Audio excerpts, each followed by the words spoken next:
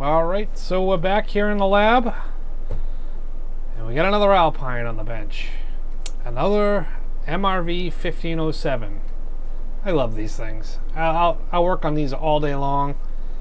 They're not easy to work on, but I know them well. And when you know something well, you just know something well.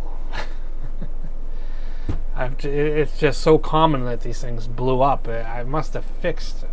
I can't even say 20 of them, so maybe more. I've lost count. These things have just been on my bench constantly for years, so I've gotten to know them quite well inside and out. So let's open her up and see what's going on. Probably gonna have some pretty nasty FET failure. Okay, so the amplifier is open now, and I'm just going to be doing some inspection here. I can already see some damage, so I'm going to show you guys, and I got to test all these FETs to see what's going on. I'm pretty sure this is going to be a complete overhaul by the looks of it. But let's take a poke around and see what we can find here. I have my meter set up so it's got continuity on. And I'm just going to start here at the power supply MOSFETs. And those are done. And, you know, actually they might be okay, but they might be shorted from other MOSFETs in this. But if they go, you got to replace them all because they've seen some life on them in some hard time. Yeah, so yeah, I can just go from almost any point anywhere, and it's dead. So you can see a crack in this one. So this one's split right open, and you can probably see some burned up soot down there. There's some more soot on the circuit board. I don't know if it took out some components here or just glazed them over with their soot that this thing exploded here. Yeah, this one's cracked too. This one's actually turned the heat compound into a powder. It got so hot. Wow. You see the leg just move on that part. That one's toast. And that one's definitely toast. I'm not going to check that. These diodes, they usually rarely ever go. That's supposed to be good. Yeah, they rarely ever go. And the same thing on the other side here.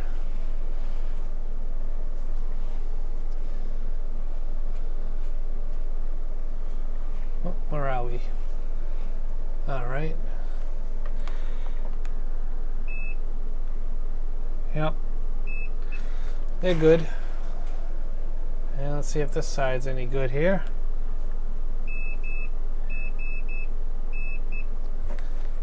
Yeah, they're all the same. Oh, yeah, we got some part not doing too healthy here. Burnt the leg right off. This one snapped it right open. Wow. Yeah, that one's gone too. So yeah, this whole power supply needs to be taken out and rebuilt. That's no question about that. Now usually when this happens, it doesn't just happen, usually it doesn't happen on its own. It usually happens after you have a short in a output of the amplifier on the amplifier side here. So let's see if we have any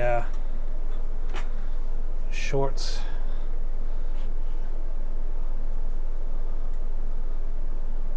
On this side. I'm pretty sure we're gonna see one.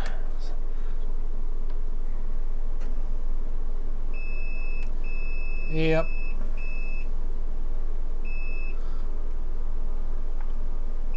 Alright, so this whole channel needs to be fixed. So let's go to the other channel on the other side and see how that looks.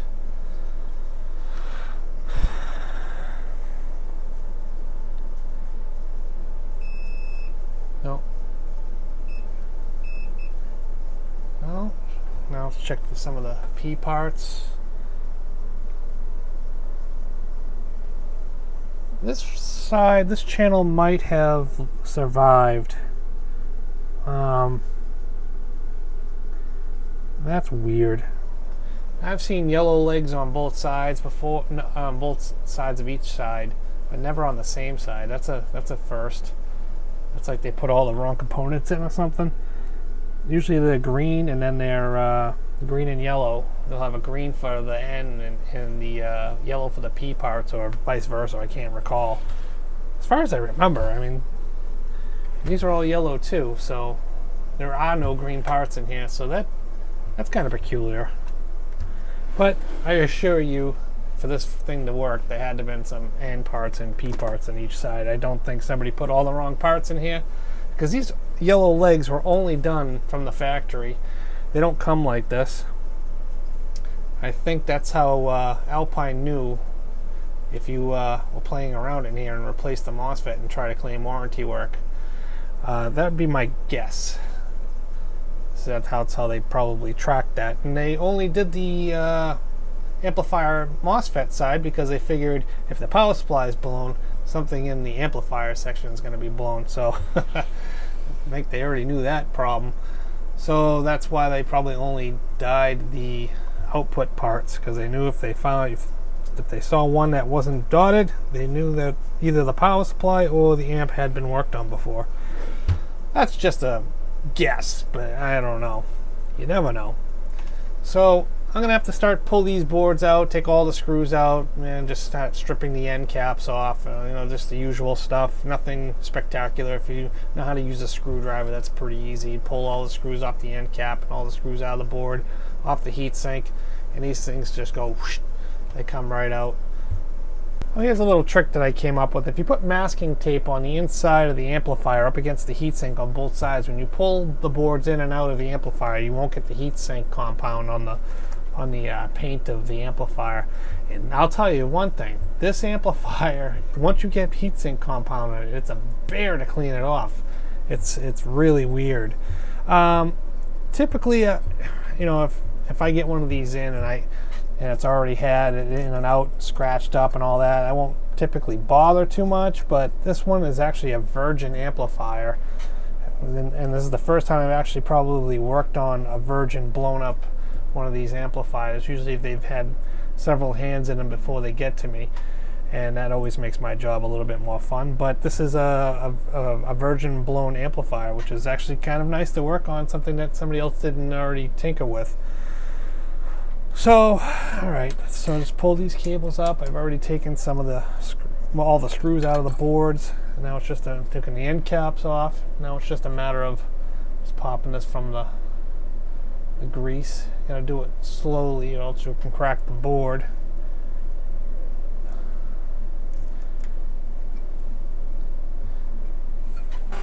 Did I forget a screw? Yep, one screw.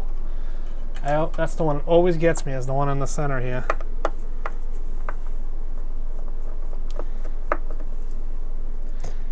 Alright.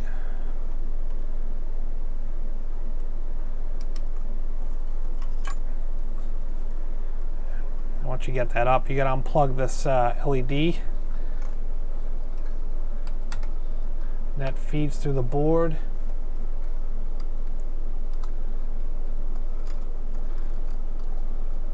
I hate that part. It's not like the one design oops that they'd had. And this looks typical. We'll have to take a closer look at that. Wow, I am shocked that it didn't take the ground trace out. Usually that is always cracked there. That is always snapped there. And once we get everything else going, we'll have to figure out if the op amp here went. That controls the LED logic, and that can give you a bunch of false indications if that's blown. So hopefully we'll find out when we get everything back together. I just want to get that part out. Now this part should come up as well. Oh yeah, I'm gonna take all the gotta take all the crossover cables out of here. Let's see if we can see here. These are just all push-in connections. I don't think you can screw it up because I don't think any of them are the same size, so you can typically get away with just pulling them out. I don't have to worry about where they're going to go. We'll pull those up.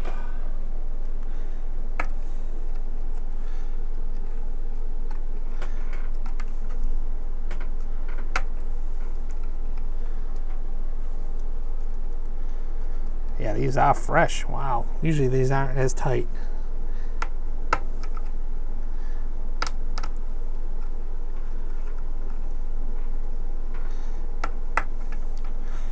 All right. And that's the amplifier board. This comes out just like that. Now, one thing I will recommend, if you do test these out of the circuit, you gotta make sure you plug that back in. You can unscrew this off the board.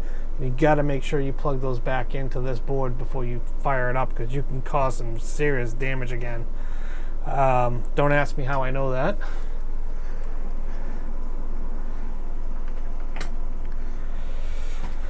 And that's it. We can see some of the evidence of the fallout from the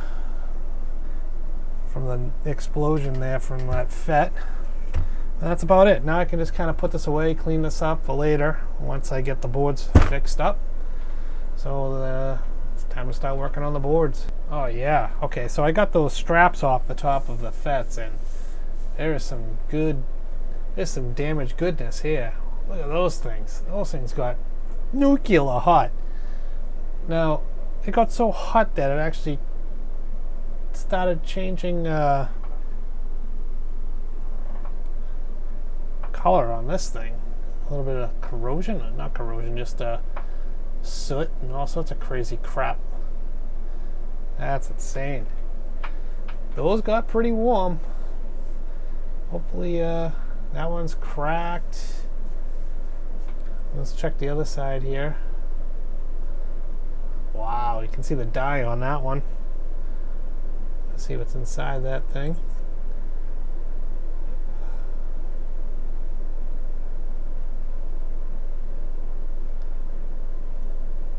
Jeez.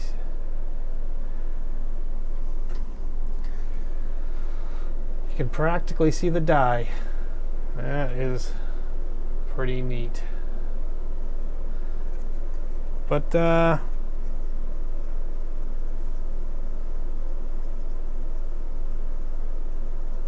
yeah, this like legs burnt off, and this is cracked. Yeah, these are all needs to be replaced. I would probably never trust any of those other ones. You know, they probably, some of them would be okay, but the general practice is do yourself a favor and just replace them all, because if you get some weak ones here and you got some stronger ones, guess which ones are going to blow first. Yeah, especially if they've seen some taxing on the supply, which they definitely have seen. So they could be in between state. They could test good, and you could fly with it. You could just replace some of the ones that you know, are dead, and hopefully, if not all of them are dead, I haven't pulled them out yet, but if some were still alive, you could technically put them back in. But I think you're just pushing your problem a little further down the road and asking for a little bit of a problem there. So for the extra money, just might as well go for it. You're already in here. Okay, I just wanted to mention this. I think I'm pretty sure I've mentioned this in other videos, is don't cheap out on your parts, guys. Don't order your stuff off eBay. You're probably buying counterfeit junk. It may or may not work, and if it does work, it's not going to work for long. You're going to push the amplifier and it's going to blow it up. I've seen it 1,000 times. You know, they'll check out on the on your test equipment. They'll look on your transistor testers. They'll check out as a component. They are real, but the dies in them are almost half, maybe you know, to 3/4 the size of the original die that should be in a authentic, genuine component, or they're just not made to the same specs or tolerances, and you just don't want to play with that, because I mean, if you have all those type of parts that have very different tolerances and different specifications, even though they're the same part, it's going to heat up. And if these things aren't in a perfect harmony, it's not going to take long. I'm telling you. I've been burned by this in my early days, and yeah, that's all I can say. Live and learn, right? You know, I've even when I did buy my parts off eBay, I looked and make sure they said, you know, genuine or something. You know, they'd throw that keyword in there, and it'd be coming from either like New Jersey or something like that. And I'm like, okay, it's in the States. It's probably a reputable dealer, right? No, they're getting their stuff from China, and then they're just reselling it to you, and they're just throwing a genuine on there, and it's a genuine nothing. It just doesn't mean anything. At least when you get it from Mauser, DigiKey, or Newark Electronics, you're 90% certain you're going to get authentic parts. I mean, I can't say that all their parts are authentic, but they do their due diligence to make sure they're not importing or selling counterfeit parts. Maybe that number is higher. It could be up to 98%. I don't know their ratio. All of them get stumped once in a while, or they get a bad vendor that's sold them some wrong information, and you know, they get a bad batch of parts. It happens. But if you're buying them off eBay, you definitely just lowered your odds down to probably about 10%, and maybe even lower than that. So just thought I'd throw that out there. Is it might not be you. It might be the parts you're using is why you're failing at amplifier repair. I'm going to start taking these parts out now. This is always a fun time trying to do this under the microscope in the way, but see what we can do.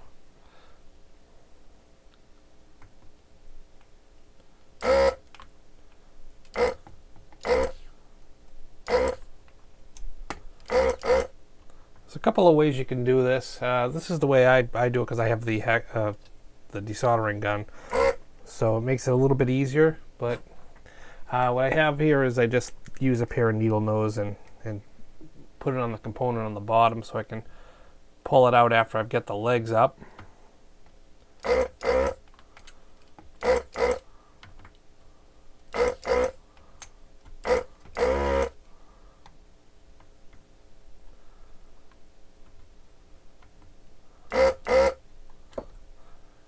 That's that.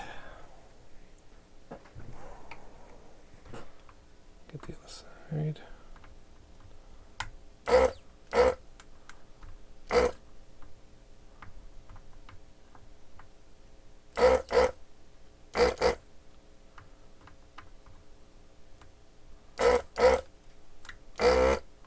Wow, that pin just fell right out. That's amazing. Must have been one of the ones that was split in half. So alright, I'm just going to repeat this process around the board here. Around the, got to take this side out and this side out and clean things up, and we'll be ready to put some new FETs in here and check the board for other issues. So this is the fallout from those MOSFETs that blew up. We're going to have to try and clean this up, because this becomes conductive if you don't clean it up, and it just looks awful. If the board is scorched, it can kind of add a surface layer of a conductor.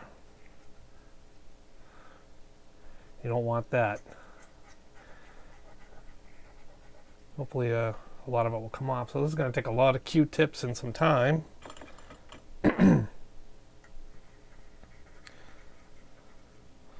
You're never going to get it perfect, I'll tell you that, because once the board gets heated, it discolors it permanently. So you can do your due diligence to try and get it up. You just don't want anything sitting on the surface that will become conductive. I mean, look at all the crap that's coming off.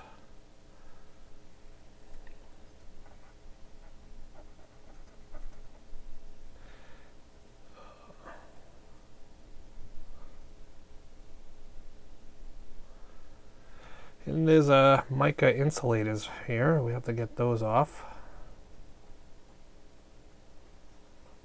without cracking them.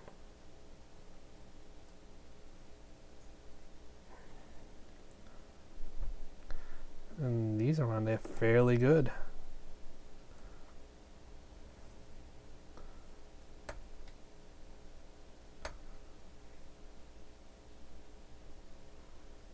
There we go.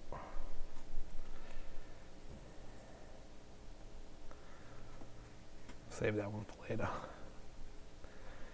And it allows you to clean underneath it, get all that crud out. Then you have to put some new thermal grease in between that again.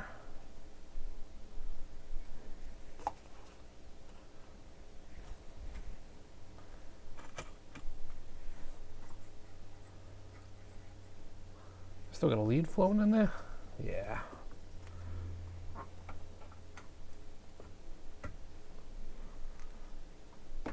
So I wonder what my Q-tip was getting caught on. We'll have to check these resistors here. I think it's just discolored.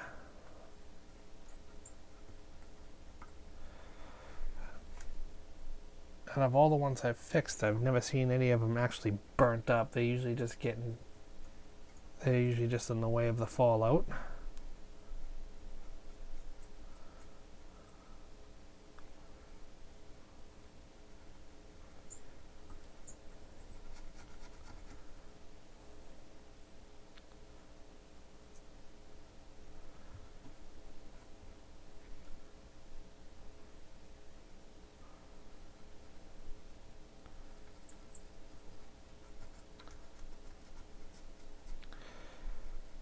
This is the most time-consuming part of the project here, is just trying to get everything clean again.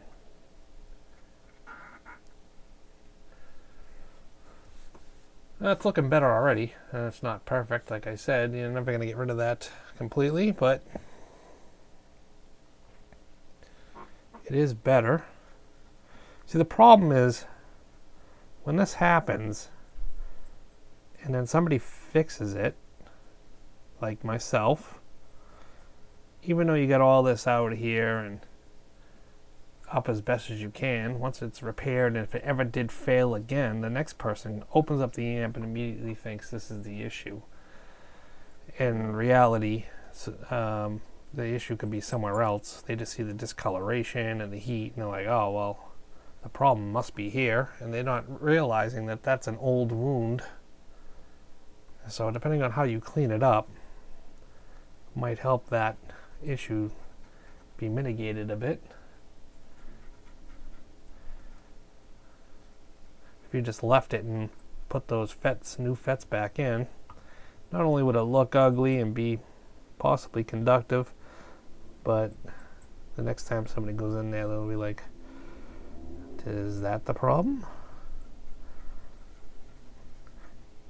And chase some, send somebody else down a rabbit hole, or even yourself later on, because you might never have an issue for years to come, and then down the road your amp fails again. You go back inside and you're like, huh, I don't remember. And then you stop pulling parts out, because these FETs are like, when they're all good, they, when one goes bad, it kind of makes them all look bad. And it's always good to replace them anyway, but it's nice to know where the source of the issue came from. I'm going to say it probably started here on this particular amp. Yeah, that is kind of burnt in a little deep. I don't know if that's coming up.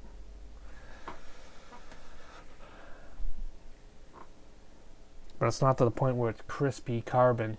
Once the board gets to that point, you got to dig it out.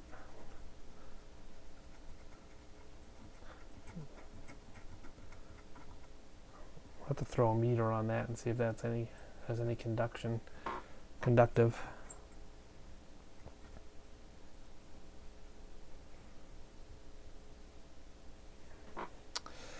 Man, I'd like to see it better than that, but And sometimes when you scrape it, it just looks ugly. You don't have a choice. You either pick ugly or conductive.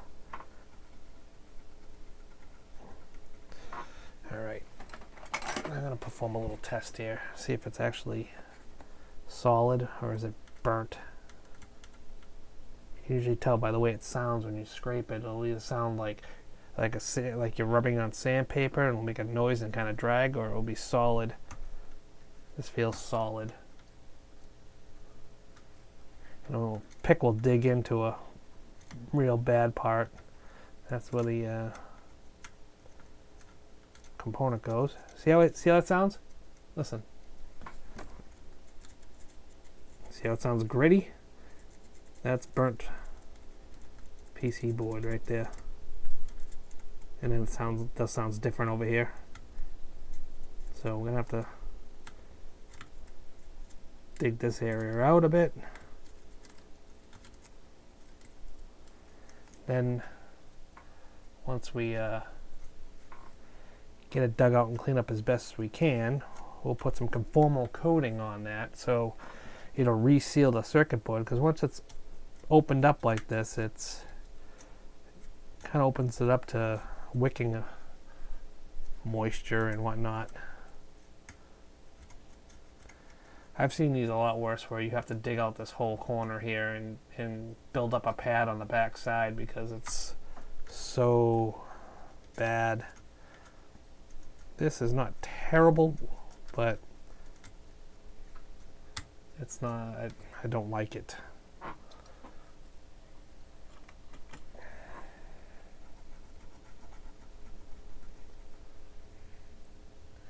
Yeah, I might be able to get away with that. You can see where I dug out all the parts that got heated. That's where one of the pins of the MOSFET was in one of those holes.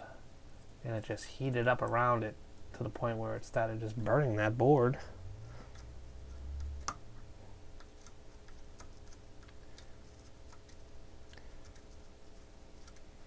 I'm just going to turn my meter on here. Just for giggles. Put it on ohms. See if I have any kind of surface resistance growing here. Nope, everything looks good. I don't see anything on my meter at all.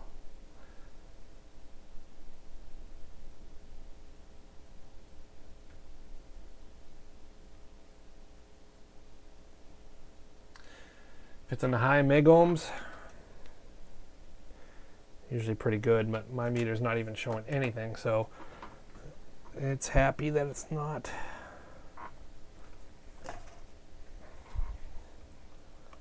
Alright, so I've zoomed in here a bit to see if I can see any more damage going on here, and I could afford to dig out this hole a little bit more. As you can see here, it's still, the fibers are starting to come out of the board because it was so burnt up. So we'll definitely have to seal this up with some conformal once we dig all this out. I hate this stuff.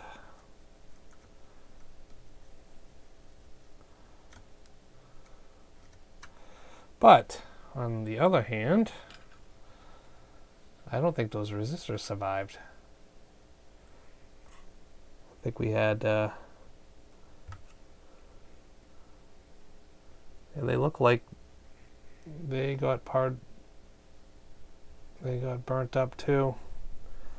And we're gonna have to check that trace that goes underneath them here. You can just see a trace heading underneath this board. And it doesn't look like it comes out, so it might be a via or something here. So we're gonna have to pull these components out and replace them. They're nuked.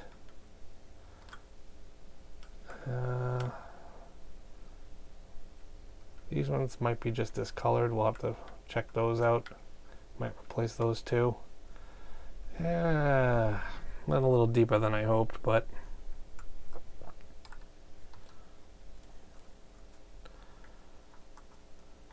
oh well. Alright, so I think it's time to pull up the schematic and probably start looking around, see what those parts are.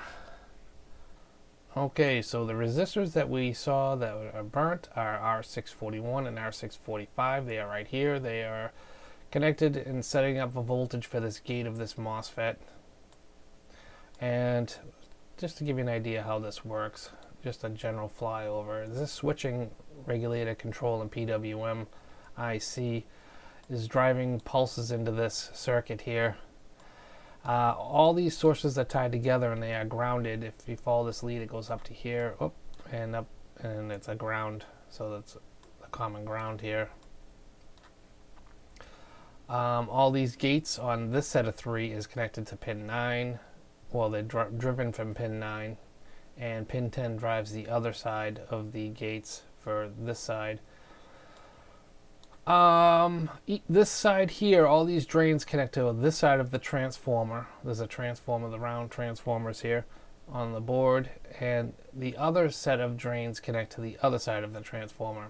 And battery positive comes in on this line right here, and that connects to the center taps. So picture that as a coil just waiting for ground to be turned on. So this always says battery positive on it. So when these turn on, this set here turns on, this coil becomes active. And when this set comes on, this side of the coil becomes active. Now I don't remember, I haven't had a scope on this in quite a while, so I don't remember if it alternates back and forth or if it's on at the same time. I don't recall. Maybe we can hook up the scope and take a look at that. And what happens is when you pulse these on and off at a very high rate, you're creating a voltage across this transformer. And the transformer is, I don't know if it's 1-to-1 or not. I'm not sure about that. It might not be. But you're getting a voltage that is going to get an AC voltage, PWM voltage on the other side. And what you need to do with that is that's no use because it's not DC. It needs to get rectified. So that's what these diode packs do, the ones that I told you that usually never blow. They get rectified to DC and then filtered and set up and sent out as plus and minus 47 volts. This side here is probably one 47 volt supply, and this is the other 47 volt supply. One's plus, one's minus. And that's how it works. So if this IC is not gonna, if this is an issue with this IC, it's not gonna drive these FETs. But it's not very common for these ICs to go in this particular amplifier, but it's not impossible. Hopefully with the damage we've seen, it hasn't damaged this IC, or else this is not going to work out. So I have to replace these ICs. So one good thing is once we get the amplifier somewhat, all those shorts stripped out and these parts replaced, we can turn it on and see if we're getting any output from this PWM switching control regulator. And yeah, see if there's anything coming out of it to drive these gates. If there's nothing driving the gates, you're not going to get anything on the output. So that will be the first thing we probably look for when we fire this back up. So that's that. I'm going to have to start replacing these components. Alright, so let's flux these up. You can see there was no, that thing got hot enough and melted the solder off of this. That got warm.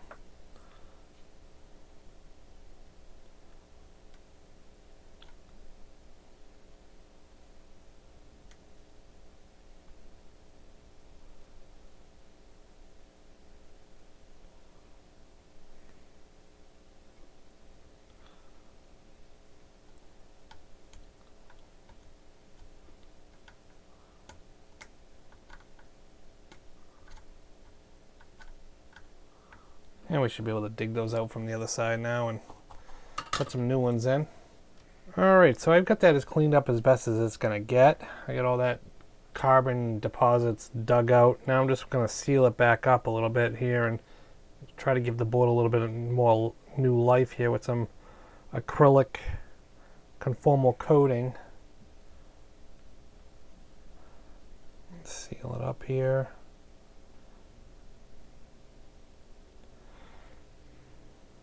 Give it a couple coats. basically like nail polish clear coat. I guess you could use that in a pinch.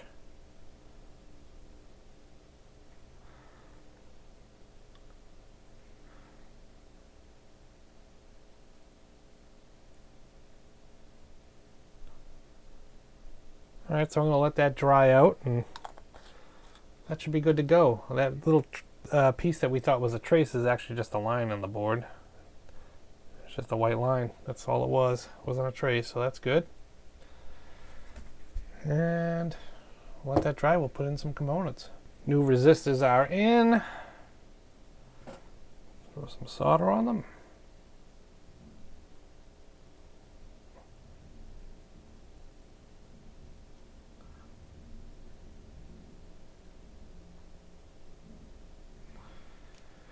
That takes care of that problem. Alright, so I've pulled up all these mica insulators and greased underneath them, so they have some fresh grease underneath. So now you have to actually put a dab of grease underneath as well as on top behind the FET. And once that is in there, we can go ahead and insert our new FET. And we've got one of the leads all pre-bent.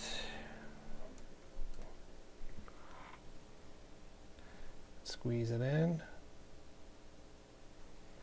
can see it's squeezing out around it.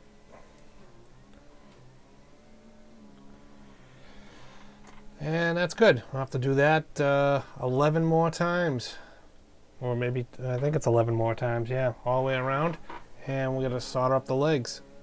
So here's the reason why you have to re-grease underneath these pads. If you look right here, you'll see that there's actually nothing under it right there. It's just, that's the aluminum. And all this line right here is the line where the thermal grease is applied underneath, and this is not. This is all pushed out and it's down to the aluminum, so we're not going to get good thermal transfer on this.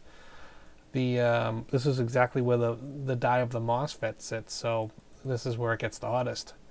So if you that's why I always highly recommend to pull these up and re-grease underneath them, because they always get squished out or dried out, you know, or just not properly applied to begin with. Okay, so now it's time to just solder in all the FETs. I've already put them in. Just gotta bend these pins over, pull these leads down to the board like they were originally. Add a little bit of flux.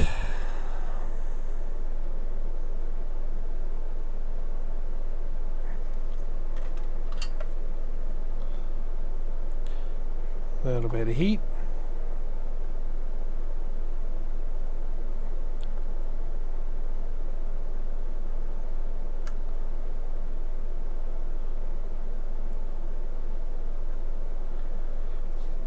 Okay. Clean out in between, make sure you didn't get any I got gunk in there. Clean it out, make sure you got no shorts, and then hit it up with some alcohol.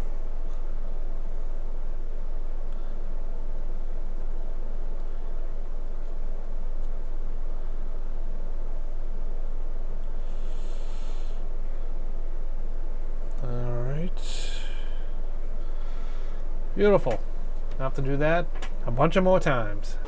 Alright, so I have all the new MOSFETs in the power supply section of the amplifier, and I have right now I have my Siglent 4-channel scope hooked up to the gates of each quadrant of 3 FETs from each the 2 switching regulators, as we spoke about before. The switching regulator drives 2 sets of 3, and there's 2 of these, and then there's a whole other set of MOSFETs for the other side, so that creates the plus and minus 49 volts that the amplifier section is going to need to produce its power. I mean, its audio. So I got it hooked up to the power supply here, and this is in. It's got right now it's set for 11 volts, 3 amps, very low power, low current, voltage and current. So I put it on the wave display, and when I turn it on, I'm hopefully going to be able to see an increase in current and a decrease real quick, and we can see that here when it does it. So let's turn it on, make sure it doesn't go out of control. Okay, it's going up, and it's heading back down. Great. Okay, so right now we're drawing about 480 milliamps. That's not bad. So now that we have the power on to the power supply, I want to make sure that the switching regulator is sending signals to the gates of each quadrant of 3 FETs on the power supply. So let's turn on channel 1, which is channel 1 and channel 2 are this side of the amplifier. So let's see what that looks like on the scope here. Let's turn channel 1 on. Beautiful. So we got a little bit of ring in here, but we don't have any load or anything, and you know, we got some leads and whatnot, so I'm not worried about that. The signal is here and it looks good. Let's turn on channel 2. Okay, so now it is alternating. So those FETs are switching back and forth, on off, on off, on off, on off, on off, on off, and so on. And what it's doing here is it's slamming this coil back and forth. It goes on, off, on off, on off, on off, on off, on off. You know, when one is on, the other is off, and you know, vice versa. So that's how that's working. That's good. So now we can shut that off and try 3 and 4.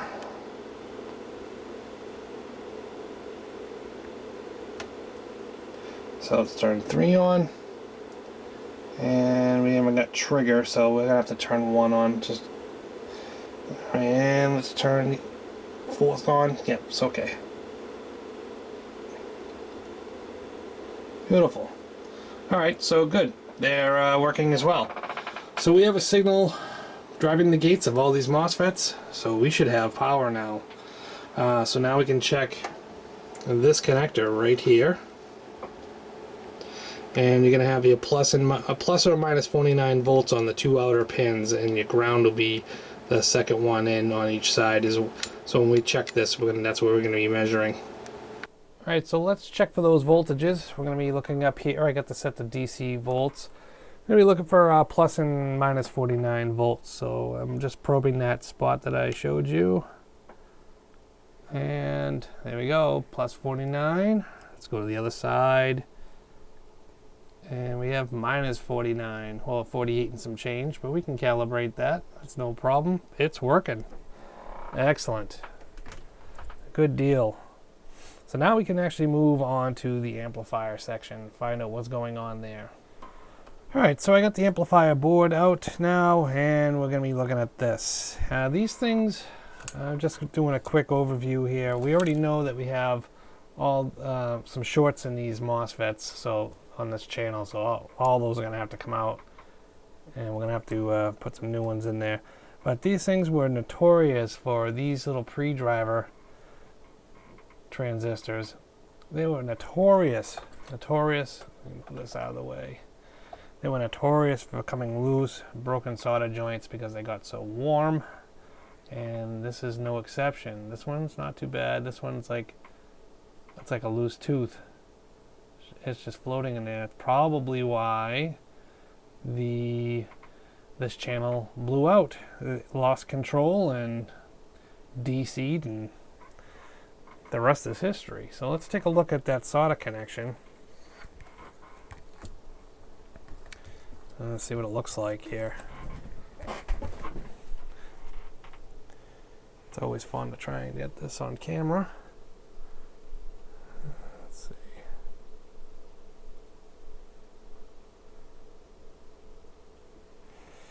We're roughly about here. Yeah, can you see the pins moving? Broken solder joints.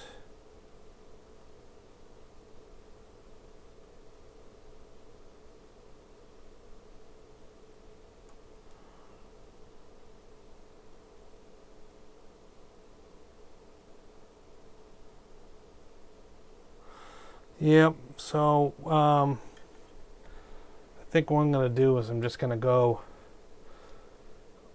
all over this board here, anything where there's high power parts, and just touch up all the solder connections, because you don't want to put new MOSFETs in there and be driving them with some shoddy connections, because you just might end up at the beginning again. Alright, so I'm just going to start reflowing these.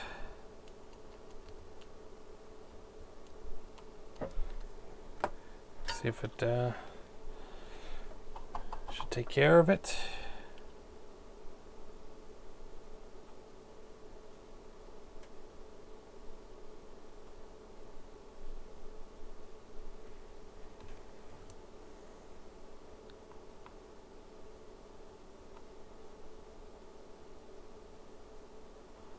It'd probably be a good idea to check these parts too, because they have been known to short as well. Okay, good. Now I'm just going to go and repeat this process on this set of two, this set of two, and on the other side, and any other crack joints I might find here. You don't need to see all that because it's just repetitive, and if I show you once, it's the same thing. So all the MOSFETs are removed on this side. I've already taken up the mica insulators and re-greased underneath.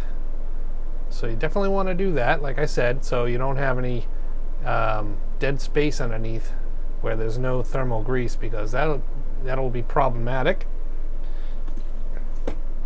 And we're going to be putting in authentic international rectifiers.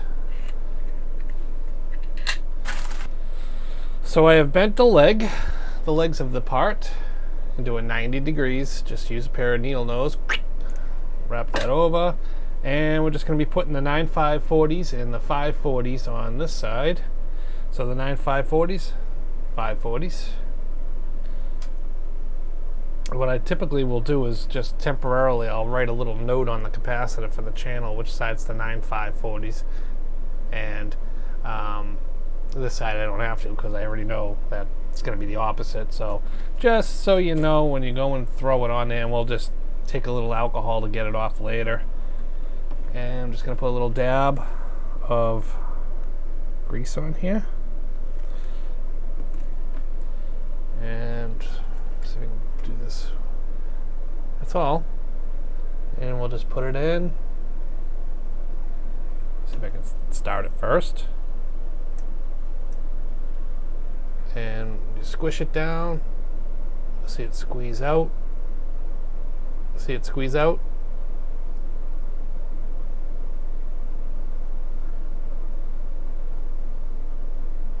That's all you need. You don't need to go crazy. You don't need to friggin' squirt a whole nasty mess in there. It's just got to be on the back of the silicon, where the silicon meets the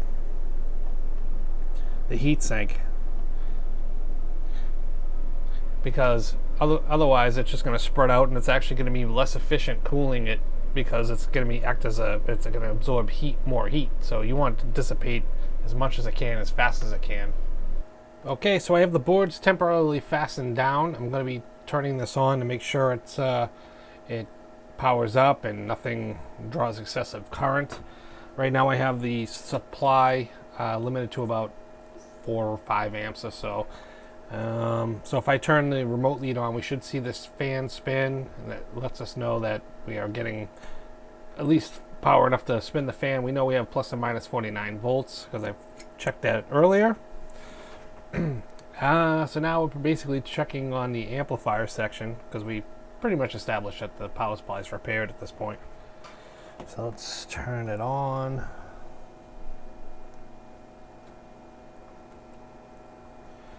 Okay, good. Fan is spinning.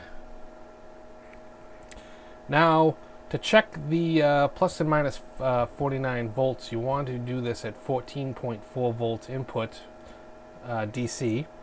And your test points are right here. Let's see if I can get my meter. And let's bring it up here, see where we're at. That's perfect. Perfect. We don't even have to touch that. So that's good. What's left now is to check for output and see if we have a sine wave. So let's turn the frequency generator on. Check the scope. Where's my probe here? Let's check the first channel. Beauty. Alright. Let's check the other channel. Awesome. So it appears that everything is working. So like I said, now that we verified that the power supply is working, the amplifier is working, we can bias the output of the amplifier and then move on to load testing. Alright, to bias the amplifier, there's two potentiometers, one on this side of the amplifier, one on that side of the amplifier, and then there's two tabs that stick up.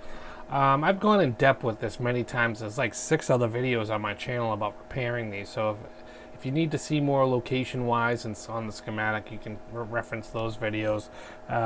It's kind of pointless to do a bunch of repetitive work. So we're going to be checking real quickly just to get our bias.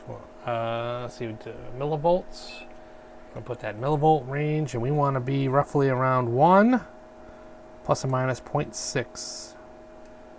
All right, so we're really low here, so I'm just going to turn that pot up.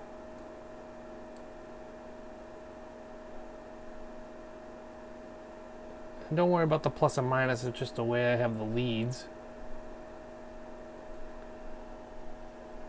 That's good. Plus we have 0.6 of a bit to play with.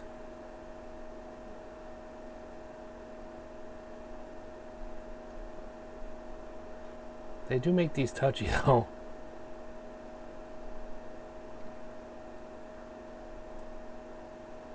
And what happens is if you have these a little out too far, you definitely don't want to have them out too far because you can damage the amplifier. But if it's down too low, it's pretty safe.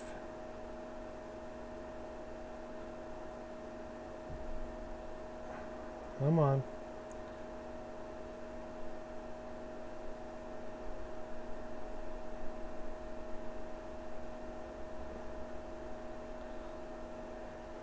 That right there is really good. We got 0.6 to play with, so 0.910 is almost insignificant. And let's check this side. And be careful of probe slips, because that would be very, very bad. 0.6, a little low. Whoa.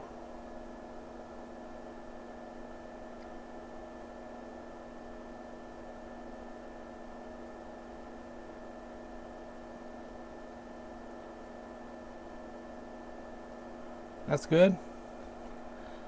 That will work. If you have these off by a good amount and you try to run the amplifier, it's going to shut off on you, do some weird stuff. It might even go into protect. But you definitely don't want them to be, that's just reading random numbers. It's not even on the probes anymore, on the test points. Yeah, you don't want to run them because you can risk damaging your MOSFETs if it's up too high. So you definitely want to stay under 1.6 for your biasing. And that's it, I think. I think we're looking good here. We can grease the amplifier up. I mean, these boards are just sitting in here fastened down, just the heat sinks that have a couple screws on them. And so now I have to take everything apart again and re-grease the heat sinks to the actual, the main heat sink. And set them in, put all the screws in, and give this thing a proper load test. Alright, so it's time for a test. Let's start this thing up. I'm sure it's going to be loud. Wow.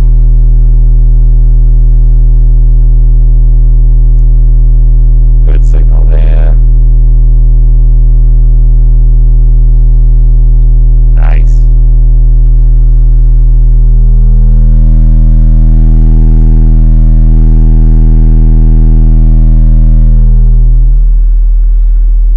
Oh my god, that's deafening. That is insane. That is insane. Alright, so it looks like this is repaired. I'm going to have to just let it bench test it. I'm just going to let it warm up for an hour or so, running a 30 cycle tone through it. Let it do its thing, warm up, and I think that's it. I think we did it. Seems like everything's nice. So that's it. I hope you enjoyed this video. We'll see you in the next one.